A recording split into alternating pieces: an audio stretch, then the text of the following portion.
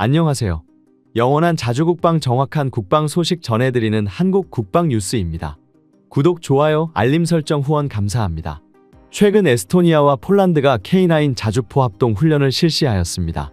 발트해의 작은 국가인 에스토니아가 한국산 K9 자주포를 도입한 지 벌써 6년이라는 시간이 흘렀습니다. 당시 한국을 방문한 에스토니아 포병은 직접 조작법을 익히며 자국 국방의 안전에 힘을 썼는데 이제는 폴란드와 합동훈련을 하며 K9의 위상을 전 세계에 드러낸 것입니다. 에스토니아는 한국산 무기에 굉장히 긍정적인 반응을 보여왔습니다. 이번 훈련을 두고도 에스토니아 여론을 살펴보자면 K9을 숙달한 에스토니아가 자랑스럽다. 훌륭한 전력이 되어 러시아를 견제할 수 있을 것이다. 에스토니아는 주변 대국 사이에서 존립의 위기와 싸워왔고 한국의 방산 무기와 훈련 체계는 비슷한 상황에 에스토니아에게 도움이 될 것이라는 반응을 보였습니다. 실제로 에스토니아가 K9을 도입한 지 오랜 시간이 지난 지금 에스토니아의 해안이 옳았다는 사실이 증명되고 있습니다. 특히 러시아 우크라이나 전쟁으로 인해 동유럽의 안보 환경이 급변하자 에스토니아의 뒤를 이어 폴란드, 루마니아 등의 나라가 K9을 도입한 것만 보더라도 러시아의 군사적 팽창을 견제하고 푸틴을 제압하는데 한국산 무기만큼 강력한 것이 없다는 게 방증된 것 같습니다. 이에 대해 최근 에스토니아 주한대사는 한국의 방산 역량은 최고 수준이라 극찬하며 한국과의 방산협력이 더욱 증대되길 바란다는 의견을 전해 전 세계에 관심이 집중되고 있습니다. 리투아니아, 라트비아와 함께 발트 3국으로 불리는 에스토니아는 매우 작은 군 규모에도 불구하고 어떤 나토 회원국보다 국방력 강화에 진심입니다. 에스토니아는 향후 10년간 매년 GDP 대비 3.4% 이상의 국방비를 지출할 계획을 가지고 있으며 이러한 수치는 전체 나토 회원국 중에서 폴란드 다음으로 높은 수치입니다. 10년 전까지만 하더라도 GDP 대비 1% 이하의 국방비를 사용하던 에스토니아가 꾸준히 국방비 지출 규모를 늘리고 군사력을 보강하려는 가장 큰 이유는 러시아입니다. 에스토니아가 K9 자주포를 도입한 이유도 국경지대에서 러시아의 군사도발을 억제하기 위한 목적이었습니다. 특히 에스토니아가 K9 계약을 체결한 것은 2018년으로 2022년부터 계약을 체결한 폴란드보다도 4년이나 더 빠른 시점이었습니다. 그만큼 에스토니아는 국제정세의 위기감을 일찍 감지하고 국방력을 강화하는데 총력을 기울이고 있다는 뜻입니다. 그런데 이러한 에스토니아에서 다시 한번 대한민국 방위산업을 극찬하고 있습니다. 주한 에스토니아 대사는 한국 언론과의 인터뷰에서 한국 방산의 탄탄한 산업 기반과 생산 역량에 놀랐다면서 차질 없는 무기 공급 능력, 맞춤형 무기 제공 역량 등이 전 세계에서 최고 수준이라는 평가를 내렸습니다. 이미 한국산 자주포를 도입하여 운용하고 있는 에스토니아에서 이러한 극찬이 나왔다는 것은 향후 대한민국 방산 무기 도입을 검토 중인 다른 나라에게도 긍정적인 영향을 미칠 확률이 굉장히 높습니다.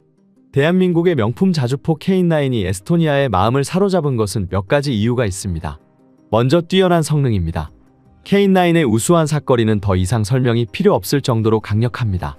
에스토니아는 적은 군 병력으로 러시아의 도발을 억제하는 작전 환경의 특성상 원거리 화력 지원을 담당하는 포병 전력이 전술적으로 중요한 임무를 수행해야 하는데 여기에 최적화된 것이 한국산 K9입니다. 에스토니아 주한대사가 특히 강조한 것은 K9의 사거리였습니다. 에스토니아는 기존에 자신들이 보유하고 있던 구식 전력보다 K9의 사거리가 2배 이상 더 길다는 것을 강조하며 K9을 도입한 자국의 결정이 현명한 선택이었다고 거듭 언급했습니다. 여기에 더해 K9은 혹한에서의 원활한 작전 수행 능력과 간편한 조작법을 갖추고 있다는 점도 에스토니아의 마음을 사로잡았습니다. 에스토니아는 1월 기준 평균 최저기온이 한국보다 더 낮기 때문에 동계작전에서는 특별히 주의를 요합니다. 기온이 떨어지는 상황에서 자주포의 완성도가 높지 못하면 급격한 온도 변화에 따라 자주포 포신이 망가지거나 궤도 및 서스펜션 부품의 손상, 연료 동결 문제 등이 발생할 수 있습니다. 그런데 독일을 비롯한 유럽의 주요 방산 강국들은 상대적으로 온화한 기후를 가지고 있어 대다수의 방산 무기가 동계 작전에 대한 대비가 부족합니다. 실제로 일전 노르웨이 전차 사업에서 독일의 레오파르트가 북유럽의 추운 날씨에 잦은 문제를 일으켰던 사례가 있습니다. 하지만 한국은 달랐습니다. 사계절의 나라 대한민국산 무기체계들은 추운 겨울에도 작전에 문제가 없도록 동계 작전 대비가 매우 철저합니다. 최전방 지역에서 군생활을 하신 분들이라면 아시겠지만 3, 4단과 6, 4단 등이 위치한 곳은 영하 20도 이하로 기온이 내려가는 경우가 다반사입니다. 또한 한국은 세계 3대 동계 전투로 손꼽히는 장진호 전투에서는 평균 영하 30도, 최저 영하 45도의 기온 속에서 교전을 치렀던 역사를 가지고 있기에 한국의 전투 무기는 동계 전투에 굉장히 철저하다는 특징을 지닙니다. 이로 인해 K9은 혹한의 상황 속에서도 원활한 기동과 사격이 가능한 성능을 갖추고 있습니다. 이는 에스토니아의 작전 환경에 매우 적합했습니다. 게다가 K9은 상당수의 자동화 기능을 적극적으로 사용하여 조작법이 간단하다는 장점까지 두루 갖추고 있습니다. K9 자주포는 자동화된 사격 통제 체계를 비롯하여 반자동 장전 장치 등을 갖추고 있어 징집병의 임무를 숙달하기 용이합니다. 특히 에스토니아는 1만 명이 안 되는 상비군을 보유하고 있으며 이 중에서도 육군은 겨우 4,000명에 불과합니다. 군 복무기간마저 1년이 안 되게 짧습니다. 소수의 병력이 짧은 기간 동안 무기를 숙달해야 하기 때문에 조작법이 어렵지 않은 무기가 에스토니아 군의 상황에 맞는데 이에 최적의 조건을 갖춘 것이 바로 K9 자주포였습니다. 에스토니아뿐만 아니라 노르웨이 역시 K9은 넓은 포탑 내부와 반자동 장전 장치를 갖춰 편저 및 이전보다 징집병이 사용하기에 더 효율이 높다는 평가를 내린 바 있습니다. 이처럼 K9 자주포는 에스토니아의 작전 환경에 가장 적합한 성능을 보유하고 있으며 에스토니아 주한 대사 역시 이러한 이유를 들어 한국의 방위 산업을 극찬한 것입니다. 뿐만 아니라 에스토니아는 러시아의 우크라이나 침공 이후 K9의 역할이 더욱 증대되었다고 언급했습니다. 에스토니아는 GDP 대비 우크라이나에 가장 많은 군사 지원을 아끼지 않는 나라입니다. 러시아가 우크라이나를 점령하게 된다면 그 다음은 에스토니아라는 의견이 많았습니다. 그렇기 때문에 에스토니아가 우크라이나를 지원하고 싶어도 무기를 넘겨줄 경우 에스토니아의 전력이 약해질 수 있다는 우려가 계속해서 제기되었었죠. 하지만 한국의 신속한 K9 자주포 납품에 에스토니아는 자국의 포병 전력을 강화한 상태로 구식 무기들을 우크라이나에 지원할 수 있었습니다. 에스토니아는 한국의 빠른 납기에 대해 극찬하며 유럽국에서 구매했다면 아직까지도 자주포를 인도받지 못했을 수도 있다고 언급했습니다. 이로 인해 에스토니아 주한 대사는 에스토니아가 폴란드의 사례처럼 한국과 방산 협력을 더욱 강화해야 한다고 강조했습니다. 폴란드는 한국산 무기를 도입하는 과정에서 현지 생산을 시도하는 등 단순한 무기 거래를 넘어 다양한 방법으로 방산 협력을 시도하고 있습니다.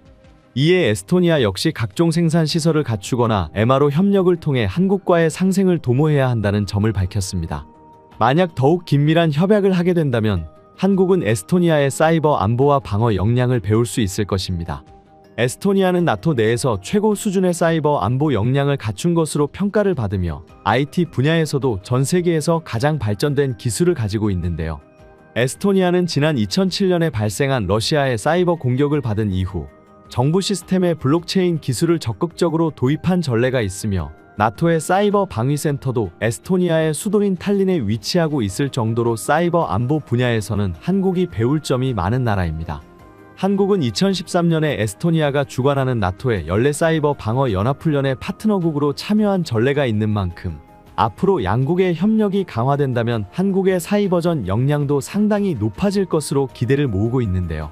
최근 북한이 한국의 주요 시설과 전산망을 상대로 사이버 공격을 시도하거나 각종 방산 업체 기밀 자료를 탈취하는 등 한국의 안보를 위협하는 만큼 이러한 사이버 공격에 대한 대비가 필요한 시점입니다.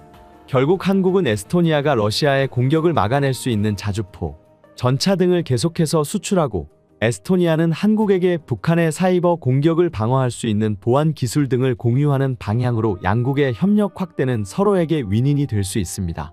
대한민국이 방산 협력을 통해 더욱 나아지는 방향으로 나아가길 기대하겠습니다. 다음은 에스토니아와 정반대로 한국을 대했던 우크라이나에 대한 11월 25일 영상입니다. 조 바이든 미국 대통령 퇴임을 2달여 앞두고 새로운 국면을 맞이하고 있습니다.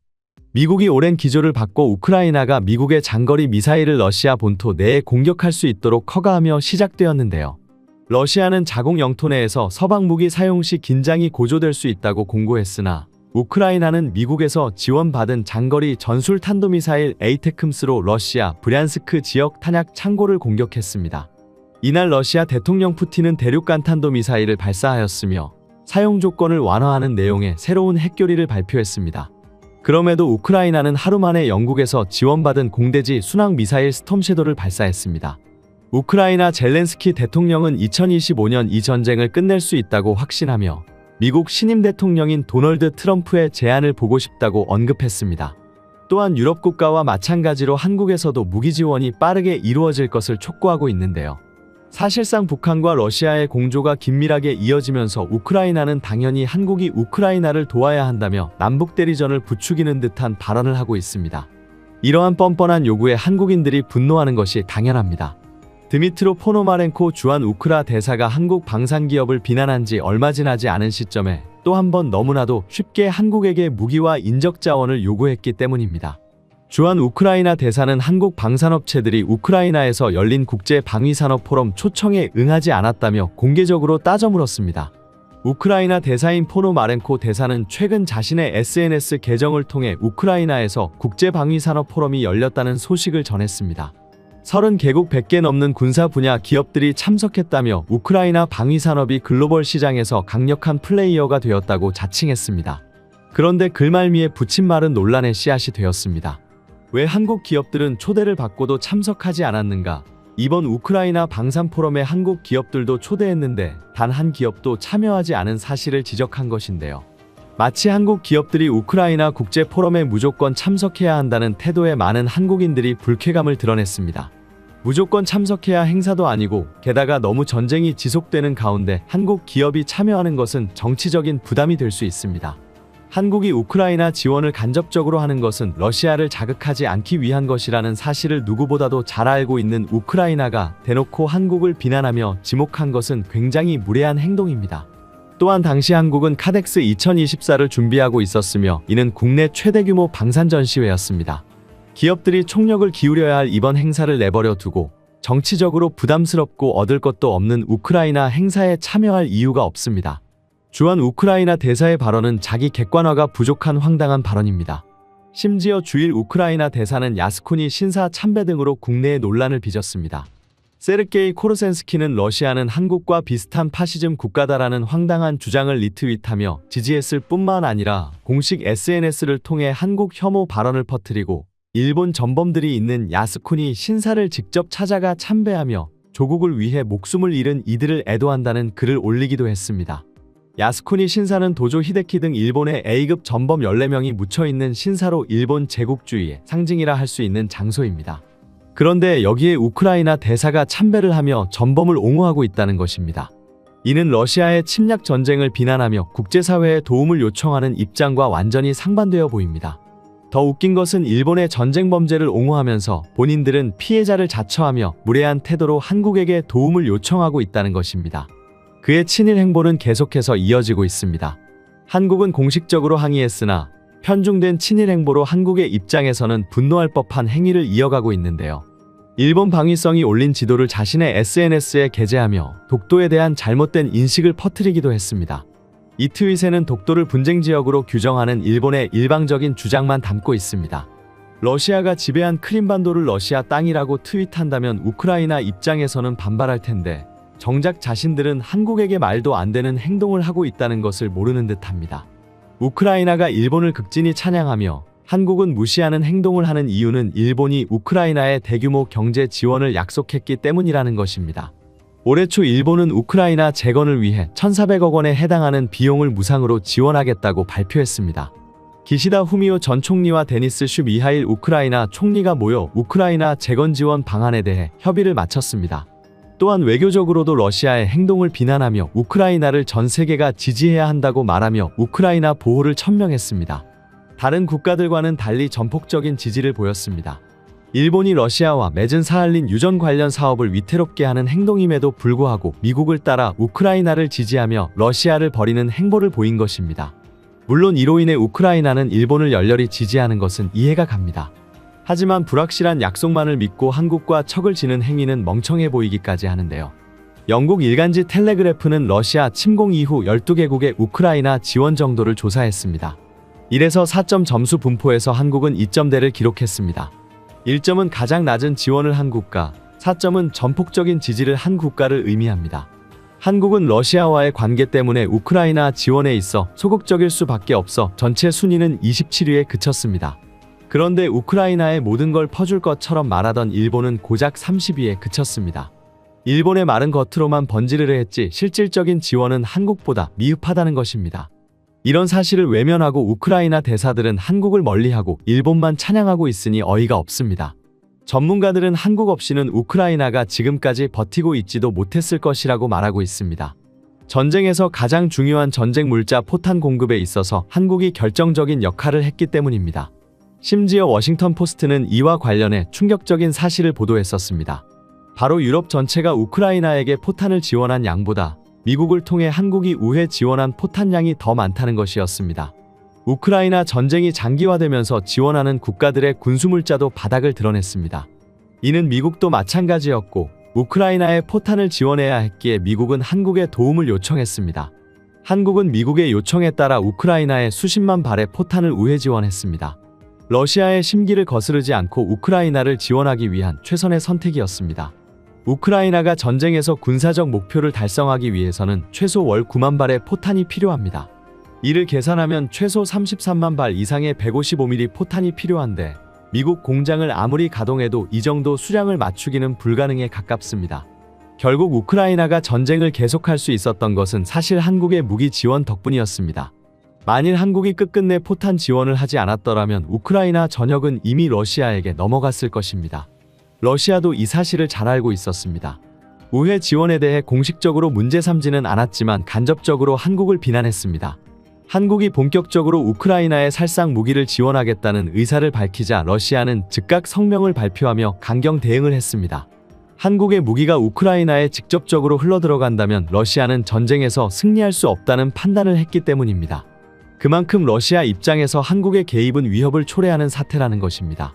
이 때문에 대한민국의 무기가 우회 지원되는 것도 모자라 직접 우크라이나로 흘러가는 것에 대해 러시아는 도저히 용납할 수 없는 상황이라는 것입니다. 러시아 외무부 대변인 마리아 자루바가 한국의 무기 수출 현황을 예의주시하겠다고 언급한 것도 러시아가 한국의 무기 수출에 대해 두려움을 느끼고 있음을 보여주는 발언이라고 해석할 수 있습니다. 이런 상황에서 우크라이나는 오히려 한국을 무시하며 한국의 무기 지원을 마치 당연한 것처럼 여기는 태도를 보였습니다. 대한민국은 호의로 우크라이나를 지원한 것이지만 우크라이나는 이제 그 호의를 당연하게 받아들이며 역갑질을 하려는 모습을 보이고 있습니다. 심지어 일본을 찬양하며 한국을 등지는 행동을 하는 것은 우리 입장에서 받아들이기 힘듭니다. 실제로 한국 온라인 커뮤니티에서는 우크라이나에 대한 부정적인 여론이 빠르게 확산되었습니다.